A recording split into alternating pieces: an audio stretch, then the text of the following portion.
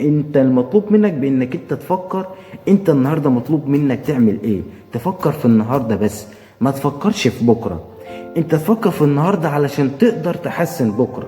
طب افرض بكره ما تحسنش، يبقى خلاص انا ما زعلانش، انا مش محروق دمي، انا مش محبط ولا عندي خيبة امل بالتفكير بتاع بكره. ليه؟ علشان انا ما فكرتش لبكره اصلا.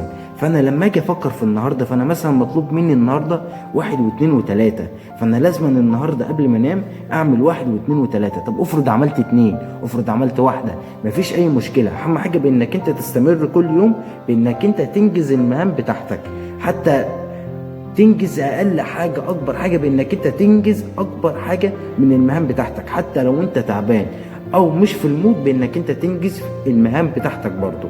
تنجز القليل كتير، المهم بانك انت تكون مستمر. والمهم والاكتر بانك انت ما تفكرش في بكره، علشان انت لو فكرت في بكره وجاي عليك بكره ولقيت نفسك بانك انت النتائج والتفكير اللي انت كنت عمال تفكر فيه ما تحققش، فانت بالتالي ما تعيش في خيبة امل، ولا ما تخشش بقى في المود الحزين والاكتئاب وان الدنيا جايه عليا والظروف وي وي وي. لا،